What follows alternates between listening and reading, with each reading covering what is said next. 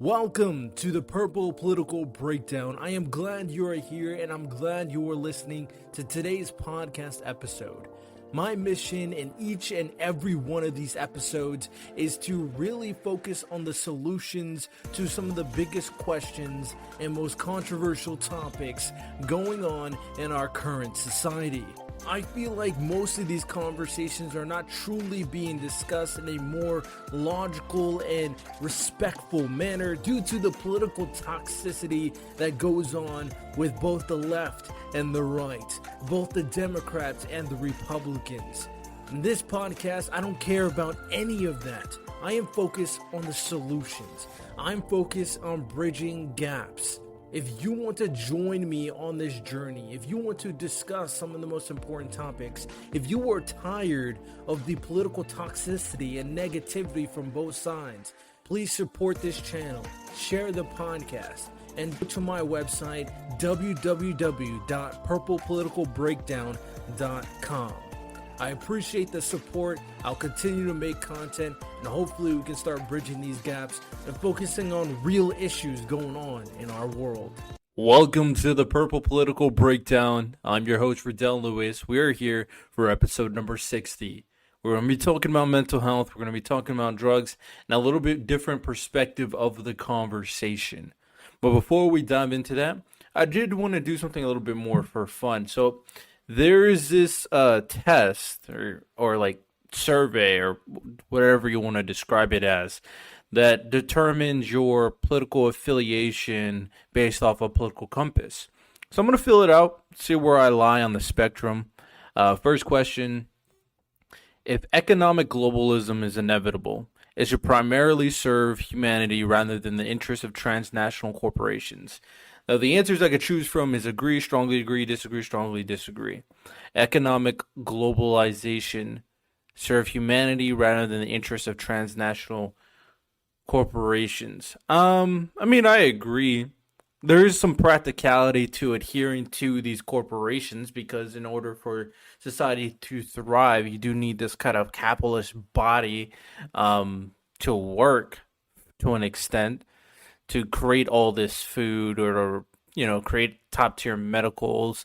So yeah, it's a little bit it's more nuanced, but in general, I would agree that its primary function should be in behalf of humanity.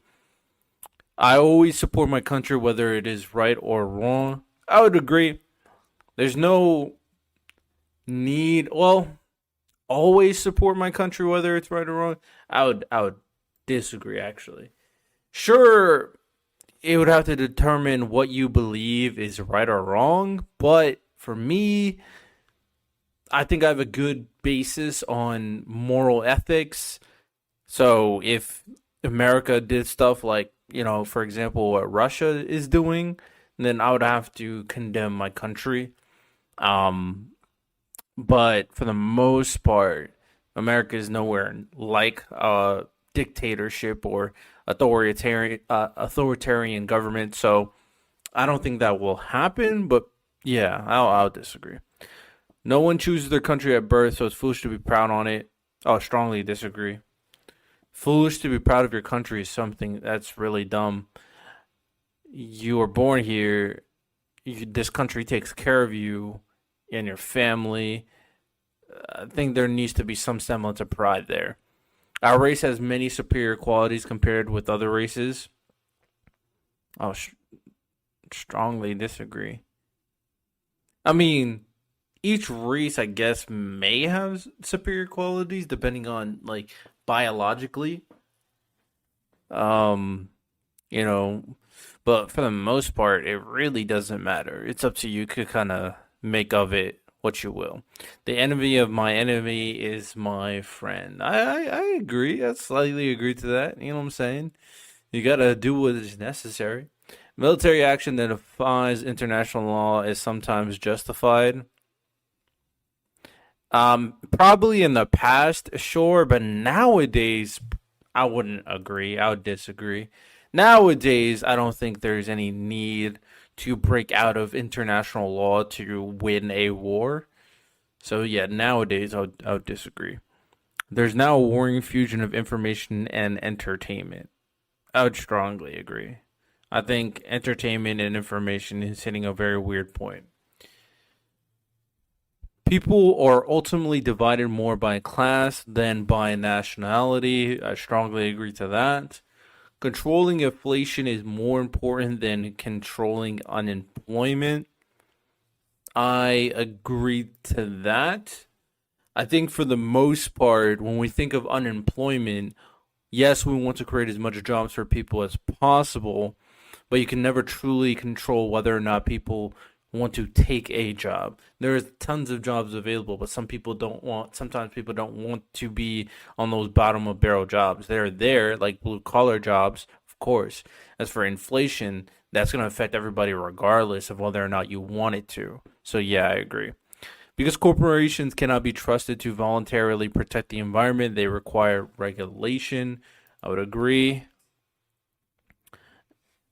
From each according to his ability to each according to his need is a fundamentally good idea. According to his ability, each according to his need.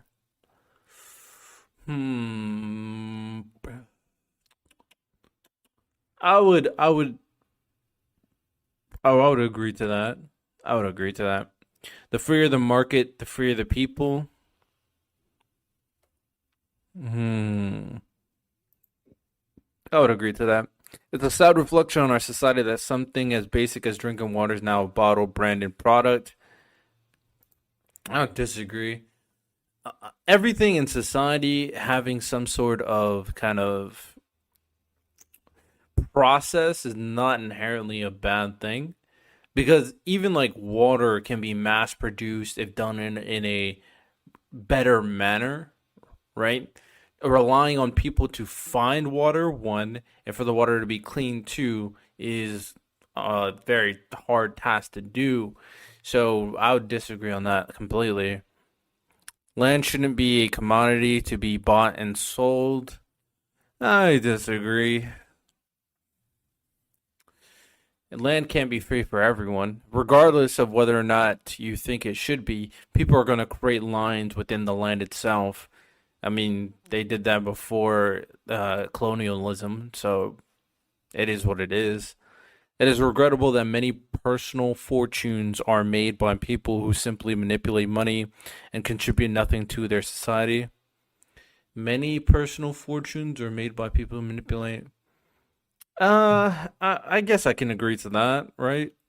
Whether or not many is really many, but enough, even a small number is too many to some.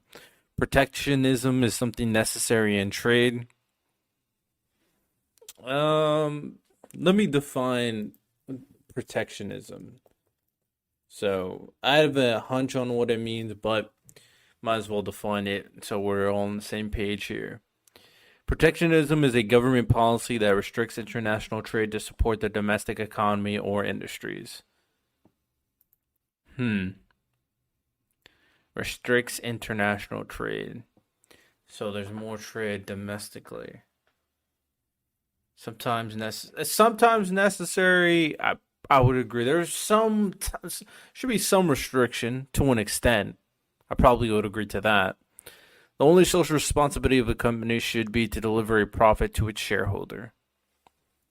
Only? No, disagree. The rich are too highly taxed. They are, in percentage wise, they are the most taxed. Amount wise, they are the most taxed. I would say increasing taxes on the rich doesn't seem to be worth it in a lot of cases, especially the really rich, because they can manipulate their assets to make it non-tax or untaxed to an extent. I would too highly tax. I probably would agree. There's probably a more efficient manner to tax the rich, so I would agree. Those with the ability to pay should have access to higher standards of medical care. I would agree. Although I think there needs to be a threshold on the bottom of medical care for everyone. Like, that's definitely a conversation if you have more money, you should get better medical care. That's just how it works. Government should penalize businesses that mislead the public. I would agree. I would strongly agree. Don't manipulate the people. Genuine free market requires restriction on the ability of predator multinationals to create monopolies. Yeah, we don't need monopolies. Abortion, when the woman's life is not threatened, should always be illegal. Well, abortion, I would disagree. Abortion being illegal, yeah. All authority should be questioned. All authority? Yes. Questioned is a fair thing to say. An eye for an eye and a tooth for a tooth. Sure, I guess. Taxpayers should not be expected to prop up any theaters or museums that cannot survive on a commercial basis. I would agree. Schools should not make classroom attendance compulsory. I would disagree. Sometimes kids don't know better. All people have their rights, but it's better for all of us that different sorts of people should keep to their own kind. I strongly disagree. Good parents sometimes have to spank their child. I do think physical punishment should be part of the equation, but obviously it's very much nuanced. I would agree, personally. It's natural for children to keep some secrets from their parents. I would agree. I would agree. Possessing marijuana for personal use should not be a criminal offense. Strongly agree. Prime function of schooling should be to equip the future generation to find jobs. Primary function, yes. Only function, no. People with serious inheritable disabilities should not be allowed to reproduce. That is a tough one. People with serious inheritable disabilities should not be allowed to reproduce. Eugenics. If I'm answering for myself, I would agree. Would we legally reinforce it? Hard to say. The most important thing for children to learn is to accept discipline. Agreed. There are no savage and civilized people. There are only different culture. Strongly disagree. Those who are able to work and refuse the opportunity should not expect society's support. Agreed. When you're troubled, it's better not to think about it, but to keep busy with more cheerful things. Disagree. Mental health is important, as we're going to talk about today. First generation immigrants can never be fully integrated within their new country. Disagree. What's good for the most successful corporations always ultimately good for all of us. I disagree.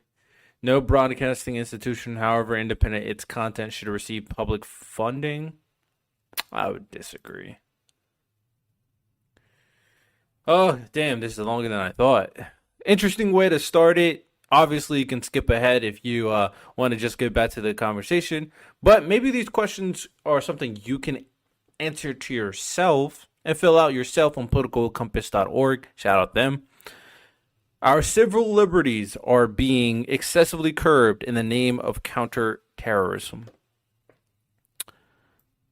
So, I mean, I've heard conversations in terms of, what are they called? NSA, I think it's called. The FBI knowing what's going on your phone and checking what you look up on the internet. I would disagree ultimately. This type of safety is necessary for us to live a better life in general, to ensure that we get the filth off the streets. A significant advantage of a one-party state is that it avoids all the arguments that delay progress in a democratic political system. Disagree. I think a state totally relying on one ideology is always doomed to fail. Although the electronic age makes official surveillance easier, only wrongdoers need to be worried. I disagree. Everybody shouldn't be worried, of course. Death penalty should be an option for the most serious crimes. I would agree, personally. In a civilized society, one must always have people above to be obeyed and people below to be a command. Yeah, there needs to be a hierarchy structure. Complete and utter compromise across the board without any structure like this just will never work. Abstract art that doesn't represent anything shouldn't be considered art at all. I disagree. To each their own. Art is subjective. In criminal justice, punishment should be more important than rehabilitation. Yeah, I would disagree to this as well. It is a waste of time to try to rehabilitate some criminals. Some criminals, yes, agreed. The business person and the manufacturer, well, actually, if I want to be like Jesus, everybody is redeemable. But I'm not. I'm going to stay with agree. Not strongly agree, but agree. The business person and the manufacturer are more important than the writer and the artist. Disagree. It's all a team effort.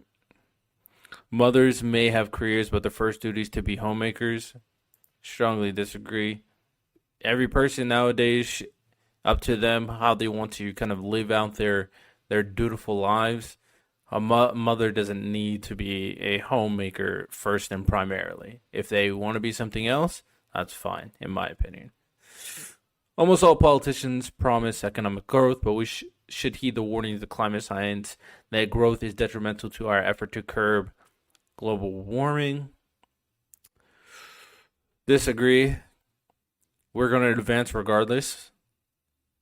We just need to adapt to the changes of climate. The scaling back our evolution doesn't make sense if I'm being completely honest. As we evolve, that's how the human race is going to sustain its longevity. Like, for example, even like terraforming other planets. In order for us to get there, we have to continuously advance. Making peace with the establishment is an important aspect of maturity. Strongly agree. Making peace is, I think that's the important thing. Okay. Astrology accurately explains many things. Strongly disagree. Astrology is nonsense. You cannot be moral without being religious. Strongly disagree. Charity is better than Social Security as a means of helping the genuinely disadvantaged. Disagree. Some people are naturally unlucky. Agree. It is important that many child schools instill religious values. Disagree. Those are easy. All right, last one. Sex outside marriage is usually immoral. Strongly disagree. Same-sex couple in a stable loving relationship should not be excluded from the possibility of child adoption. Strongly agree. Pornography depicting consenting adults should be legal for the adult population. Should it be legal? I'm always iffy about porn, but agreed. What goes on in our private bedroom between consenting adults is no business of state. Consenting? Yeah, strongly agree. The state has no right to be involved. No one can feel naturally homosexual. Disagree. I think you can be born gay, personally. These days, openness about sex has gone too far. Strongly agree. Now let's see where I stand in the spectrum. I'm saying I'm more on the right in terms of economics, and then I'm like around even towards the left in terms of socially. More economic right, more socially left. Makes sense, honestly. Let me think. Nevertheless, the more naturalist, authoritarian party or individuals, the more right wing, they're still labeled. Of course, absurdity, blah, blah, blah. Is there like so my political compass, economic left to right, minus 1.63. So I'm like I'm close to the middle. I'm very, very close to the middle. Might as well like show the people what I'm looking at. So this right here is what I'm looking at. This is where I fall. As you can see, I'm actually really pretty close to the middle, which makes sense to be honest.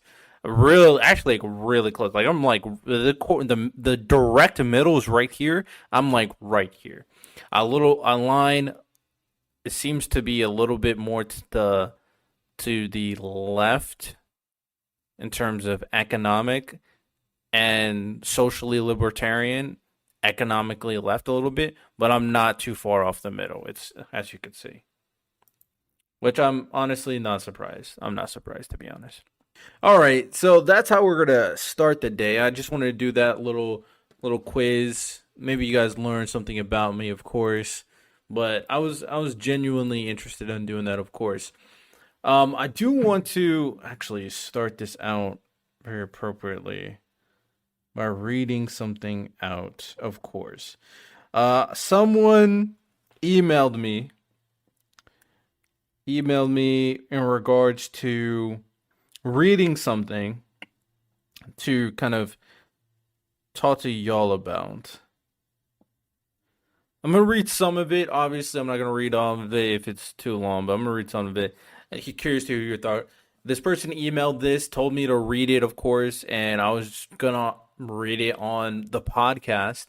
I've said it already. If you guys want to email me, if you want to communicate with me, you can feel free to go to my website, www.purplepoliticalbreakdown.com, and you can join my Patreon to join my Discord, where you can appear and have direct conversations with me, or you can appear in the Monday episodes that will be starting next year. I'll be having more open Monday episodes where people can come on and share their thoughts.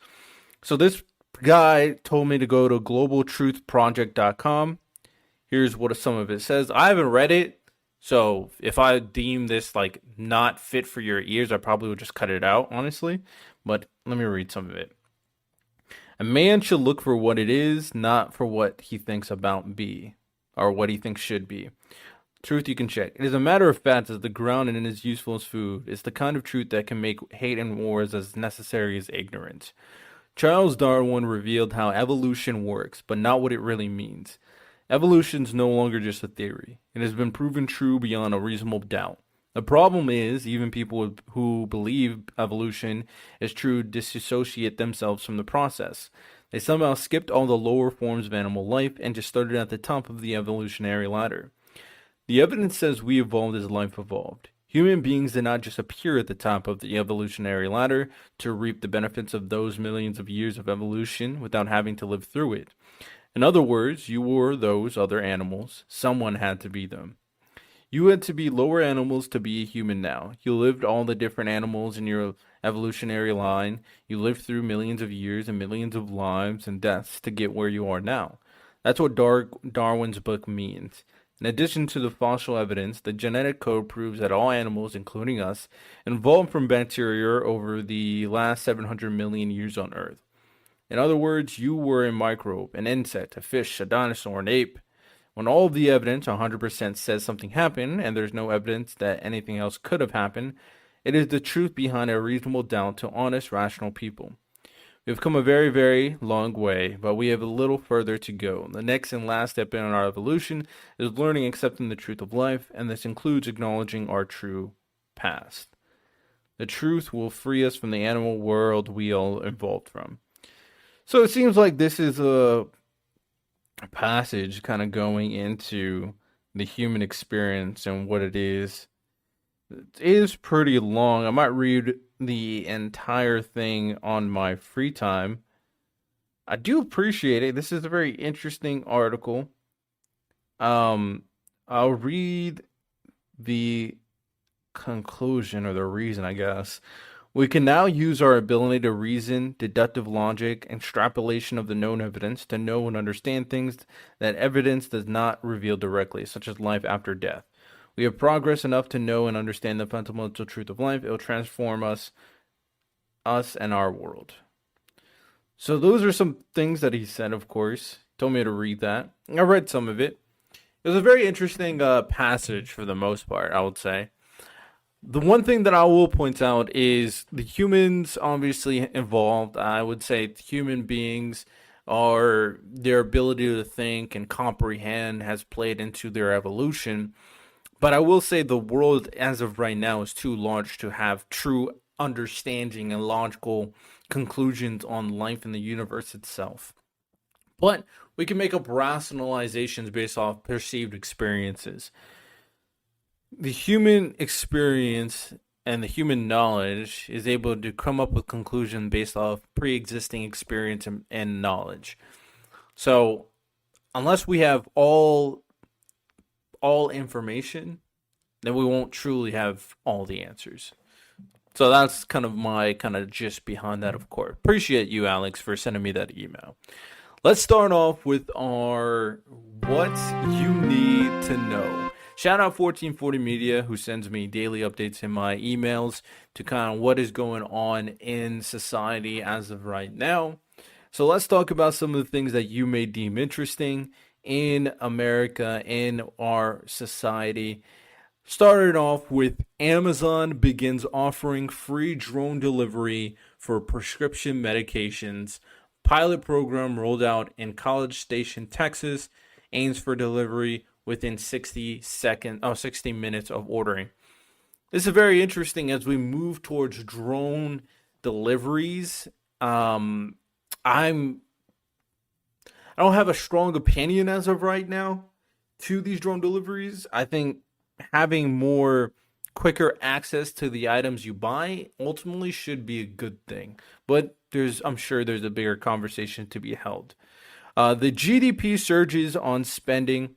The U.S. gross domestic product grew at an annualized rate of 4.9% in the third quarter of the year, surpassing analyst expectation of 4.7%. Strong consumer spending, which accounts for 2/3 of GDP, played a pivotal role, rising 4% for the quarter and contributing 2.7 percentage points to the total increase. So, of course, we know like everything kind of went down due to COVID. It's not due to Biden. It is due to COVID. But it seems like we're on the upswing, which is a good thing, of course.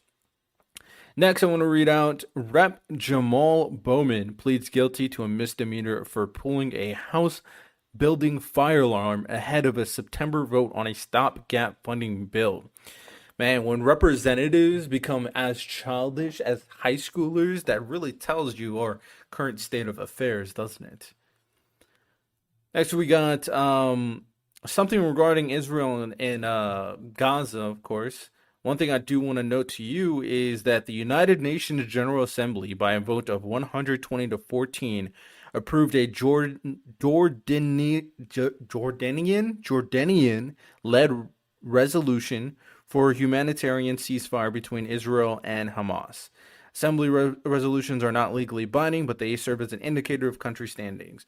So a lot of countries want this conflict between the two to stop. I think it's in the best interest of both Israelis and Palestinians for it to stop. And it doesn't help that we're having, anti-Semitism, racism against Islam from both sides. And the world picture of the Jewish, of Israel, the picture of Palestinians is just getting worse. As a matter of fact, we had a recent violent conflict between Palestinian supporters and Israeli supporters. It's kind of ridiculous how we could have something like that happen in our country. And I've been saying so many times how nuanced the situation is, but this stuff happens to people who are kind of blinded by their emotions. So it's unfortunate for sure.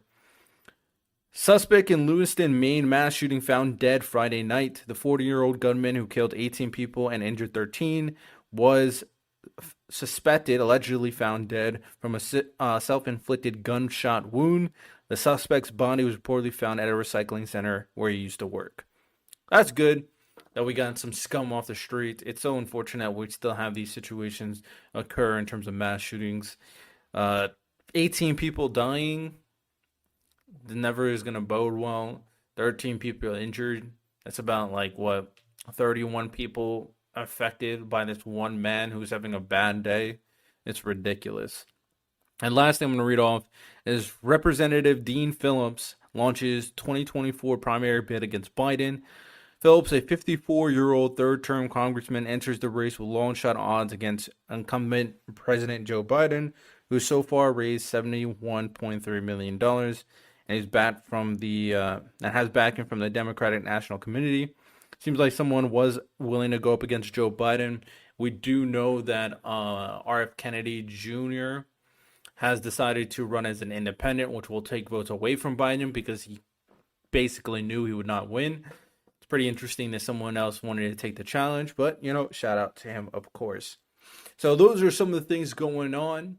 If you guys have any honest thoughts about it, of course, you can feel free to let me know. But let's dive into our subtopic, deep or deeper. This is where we dive into some more interesting, thought-provoking questions to dive into the conversation itself.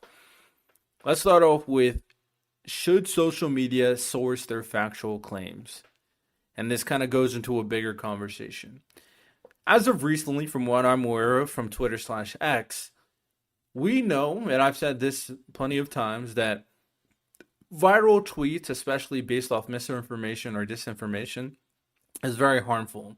One of the best things that was implemented by Elon Musk is providing community notes to factually check and provide more context to these viral tweets that are going out, so people don't blindly believe something, because we know people don't do their own research into certain things. Even it's hard for me to constantly do research on everything I see on Twitter, but we know the impact of these things that are done, regardless if you have 100 subscribers or not. If it goes viral, people are going to believe that said information is true, which begs the question on how far do we need to go to ensure that the best information is getting out to the people. Now, the thing that Elon Musk did, obviously, other than community notes, he did note that these tweets, if they are, basically a community note is factually providing the much needed context behind it or debunking the claims being made, then it will no longer be monetized. Twitter monetization obviously makes it very easy or motivates people to put out clickbait to create viral tweets, of course. And that's going to be a terrible thing. But if we can ensure that there's a checks and balances to ensure that people are just not throwing out information so people can like it and quote retweet it, then that's the best case scenario. And I think this was an excellent idea. I would say that sourcing your material that you're kind of posting, I think, should also be part of the equation, especially things that are not opinion based but try to claim themselves as factual based. I think that should be part of the equation as well. There should be a kind of input that, okay, viral tweet, maybe if you kind of claim that this tweet is factual in information, that this is news that I'm getting out to the people, a source should be always added upon it, so to ensure that it's being properly vetted so people can check the proper context behind it. They can look up the news article or the video behind it. I think that is going to be the next step. That's just how social media needs to be moving forward. People are so willing to just believe people because they sound convincing and because it sounds unique enough. People kind of want to believe the kind of most ridiculous conspiracy theories if it breaks the mold, if it's different enough, which is the problem in a lot of these cases. So something like a factual sourcing of material that is being claimed to be facts to the people probably should be a part of the conversation as well. Please let me know what you guys think of that, of course, in the comment section, or you can leave your review. Leave a 5-star review. I do appreciate that as well. So that is something that I thought was very interesting. You can you can answer the question for yourself, of course. Now let's dive into the main topic at hand. We probably won't go for the full hour and 30 minutes, especially considering we had the, initial little testing for me and you. But I think this is an interesting conversation to be had. I do want to eventually dive into Joe Biden and Donald Trump, but in due time, that's a podcast episode for later on. Do you want a great website like this? This is my podcast website where I direct the audience to come to watch the content, listen to the content, read the blogs, and much, much more. If you want to have your own customizable podcast website, then join my affiliate link in my description to sign up for something called PodPage, and they can help you customize an easy podcast website for your personal podcast. Sign up to get a discount now. Again, use the link in my description to join PodPage now. But I've talked about mental health and drugs a lot. And although I've came on the podcast and said things that when it comes to our society, we may be over medicated, I've come under a different perspective in the conversation that makes things a lot more interesting. So we know that people inherently should be allowed the ability to let their brains flourish and let their experience kind of determine who they are, right? But I've come to realize that there's another part of this conversation. Naturally, I don't think people should just rely on drugs to kind of put them in the status quo mentally or physically if there's nothing wrong with you, right? Because I do think those things kind of do something to your body to make your body unnatural based off circumstance. So I'm not a big fan of the medication of people and being over medicalized in general in American and Western society, especially to kids. There shouldn't be a need to constantly give kids drugs in order to put them on the right path. There needs to be some type of kind of nurturing to see if there's a better solution first. So that's where I want to start off with. That's what I truly believe in terms of, what we have, in terms of what society is. But at the same time, I think there's an interesting part of this conversation. And that interesting part is that the people who are unnatural. And another part of that conversation is, what is society turning people into in general? So there's a two-parter for this question. First, let's talk about the people who are unnatural. So individuals that do a profession, that do a career that require beyond human scope abilities probably have a strong case for doing things that is not natural to ensure their performance is up to par. A perfect example would be a professional athlete. Now, obviously, being a professional athlete is something that's purely entertainment based. It's not needed for society, but it is a part of society. People want to be athletes. Sports is fun, and sports can make you a lot of money. So getting rid of it is nonsense. It's a part of who we are in today's society and moving forward. So there is an actual need to be an athlete for people. I want to be an athlete for people. And when you're an athlete, you are going through a trial with certain sports, whether it's boxing, MMA, NFL, soccer, baseball, maybe even golf and tennis. But we know a lot of these sports require a certain level of athletic ability that is beyond the scope of humanity. And what I mean by that is, naturally, if we put a human in the wild to hunt and gather, they're going to be obviously more athletic than the average human. Natural humans would be have better cardio, probably be stronger in general, be faster in general. They'll be like an animal. So naturally, they'll be much more capable. But when I'm looking at professional athletes, I think there's a legitimate argument, there's a legitimate claim to be made that professional athletes are more physically imposing than a natural human being in the wild. Their muscles are fine-tuned. Their speed are fine-tuned. Their cardio are fine-tuned. Reflexes, agility, all of everything that makes up a human body are fine-tuned to be the best of the best at your sport. LeBron James, a perfect example. I doubt any human in the wild will be nearly as athletically as imposing as a LeBron James, as a Myles Garrett, right? These people are athletic demons. So the reason why I bring them up is they don't get there naturally. obviously it takes a very strict curriculum of diet. You have to eat a very certain way. A very disciplined workout schedule, of course. But there's another function. They have to take other materials that is beyond the natural scope to achieve such performance. Pre-workout, protein. I'm sure there's other pills that I don't even know about that these people can take to maximize their performance.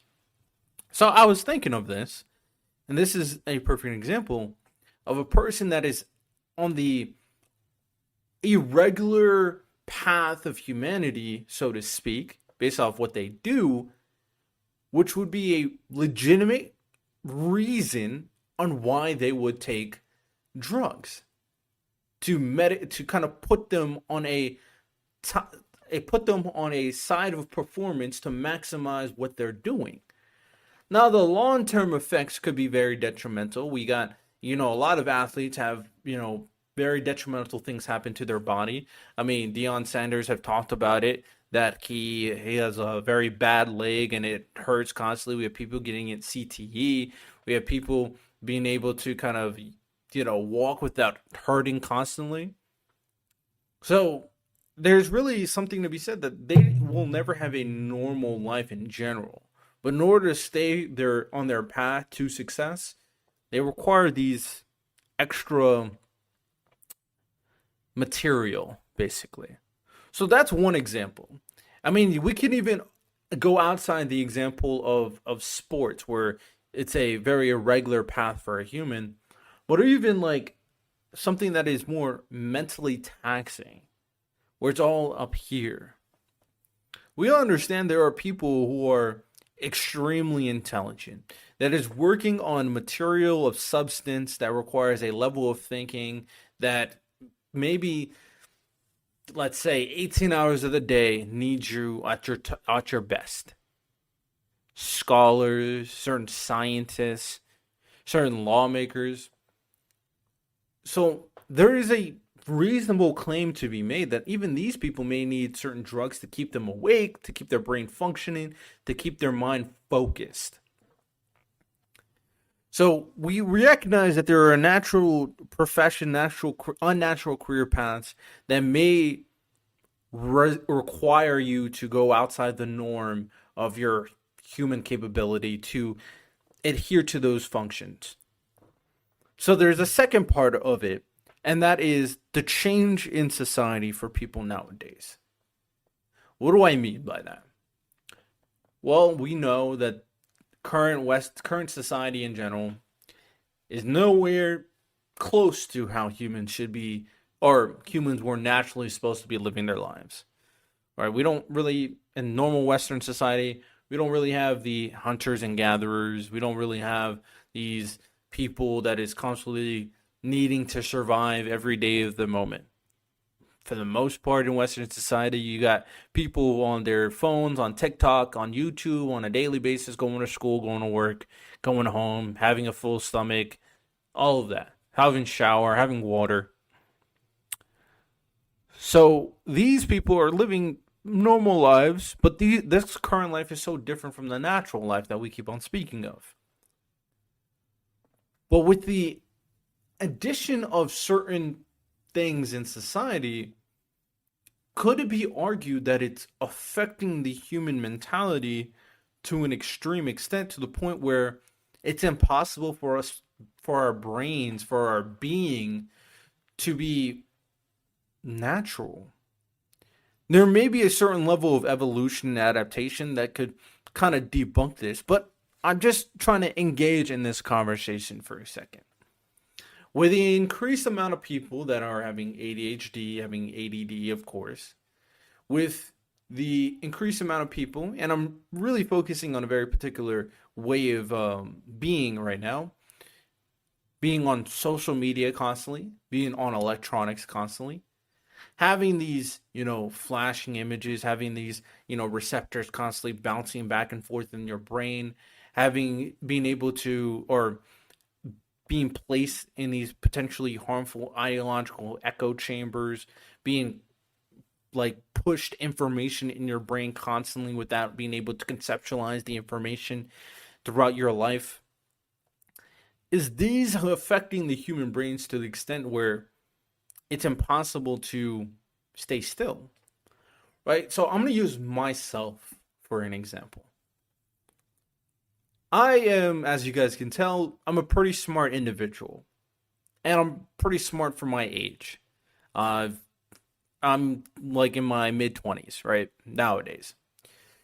So with that said, with how intelligent I am, I would say that it's not always the easiest to focus on certain things, right? When I'm in a class or when I'm in a lecture and people are just rambling on something that I don't deem interesting, I can't pay attention. I will fall asleep every single time. That has been an issue for me since high school, middle school. Even in the military, when someone was telling me stuff and it was boring, I started falling asleep. I factually can't stay up. I struggle staying up. My brain struggles to stay active. Okay. When I'm doing research on something, I legit have to keep my brain busy so I can engage. Like, it takes me a while to engage in the stuff I'm researching so I can really focus on the material itself. So sometimes I struggle kind of just like reading a full article without getting bored out of my mind. Sometimes I need like my Xbox on playing video games, or I need another video kind of occupying my brain so I can kind of focus. It's weird.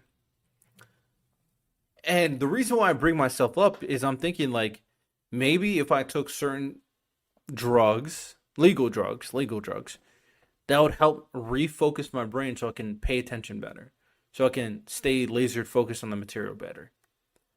And that's why I think the conversation is interesting. Not that I'm tempted to do it, but at the very least, why the conversation is more nuanced than just saying that the world is over medicated, which it is. If we're realizing that technology is changing the ways our brains function, if we're realizing that social media is changing the ways our brains function, that our brain is functioning much more, it's much more capable to an extent where it's able to handle more and more information and process things much faster. But with that said, it's not able to focus singularly on things as well as it has before.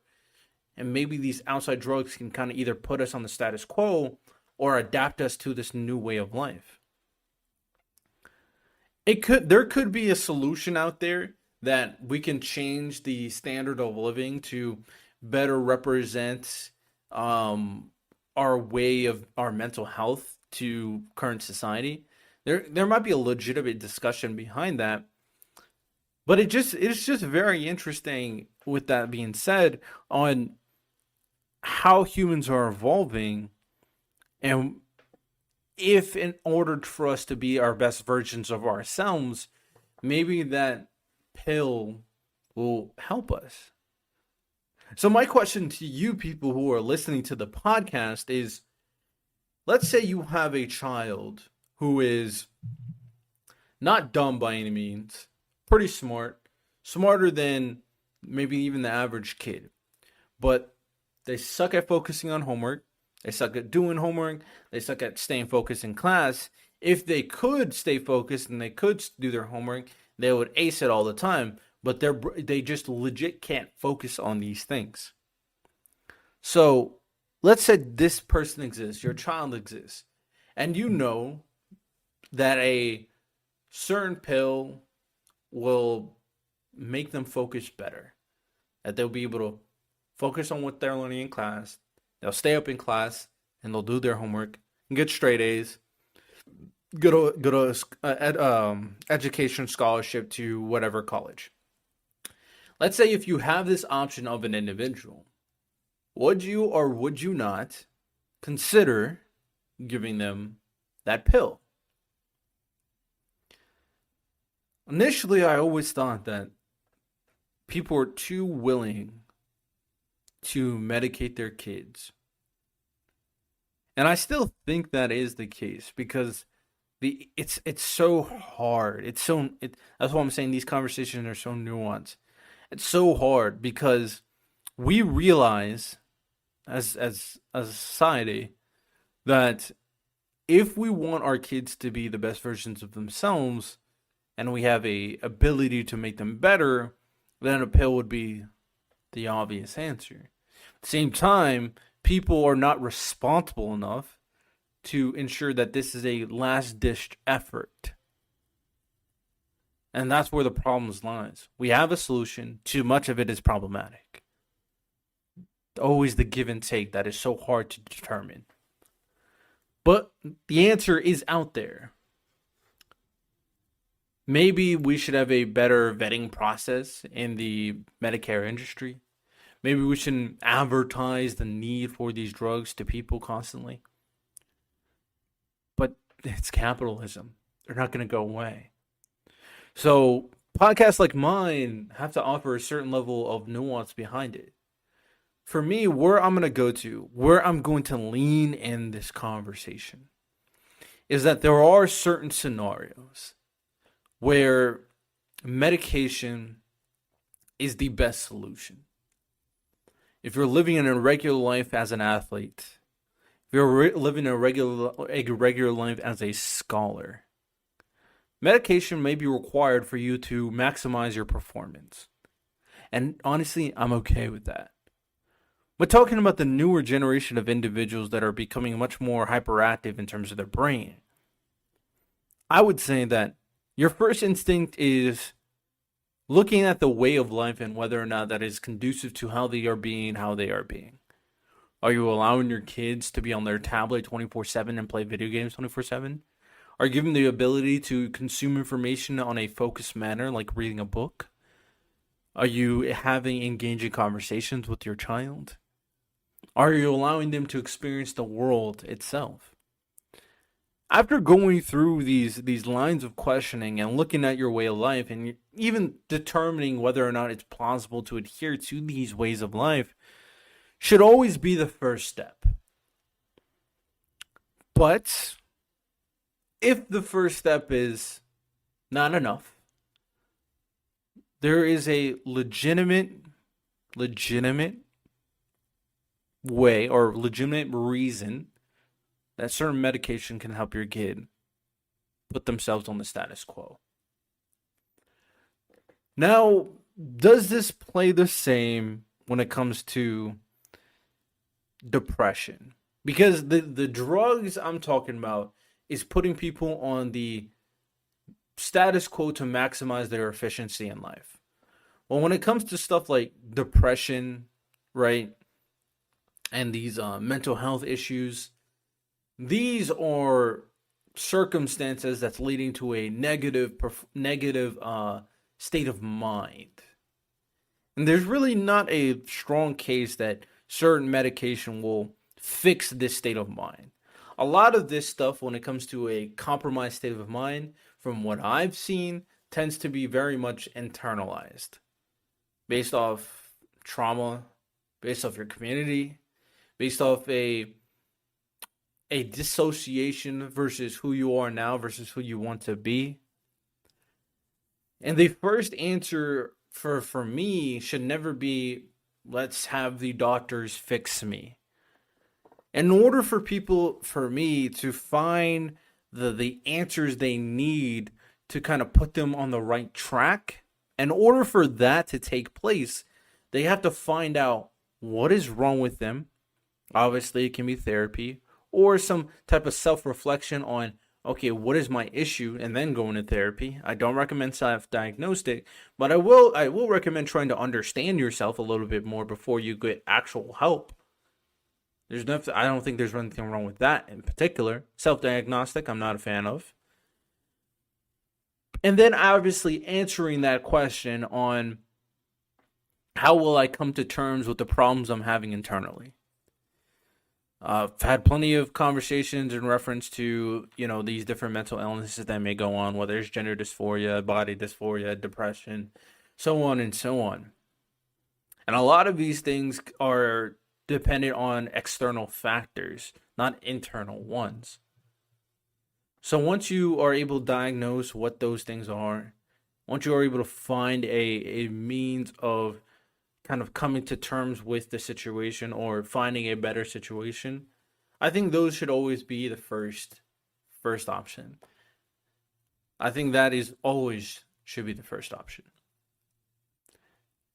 And I guess the biggest question or the biggest conversation point before we start wrapping things up is, what about kids? Now, I talked about performance and other kids should be involved. I think kids ultimately need to grow up to be who they are. Even when I bring up the drug situation to kind of maximize their performance or, based on society, put them on the status quo, I ultimately think that the adaptation of a kid to society is still the best course of action to make them who they will be. Let them grow up, let them become an adult, and then after that experience, after that perspective, after that responsibility, let them decide on who they want to be. And that is my conclusion on how to handle kids, basically. So that is all we got today for today's podcast episode. Feel free to let me know what you guys think in the comment section, or you can leave a 5-star review on Apple Podcast or Spotify. If you want to contact me via email, you want to be on a guest in the future, or if you want to kind of spread the message, you can do all of that via my website, www.purplepoliticalbreakdown.com. This podcast is here for a reason. We are here to have a nuanced conversation to make sure that we are finding solutions versus finding problems, and we're pushing the conversation forward. So push this podcast forward while you're at it, of course. And if you want to join the Patreon, that is on the website as well. I do hope you guys enjoyed. You can watch us on Roku.tv. You can watch us on YouTube. You can come to the live streams on Mondays and Thursdays, 8 p.m. EST. You all have a good one. Take care. Well, check it out, y'all. We got what you need. We're all living in apartments, condos, vans. Well, dude, even you can have a studio in a box. Yes, we can help you with that right here at Blind Knowledge. We work on your budget, and we figure out your measurements. We'll get you the best sound for the best price. Let me know, 877-237-1143 or at blindknowledge.com. Yep.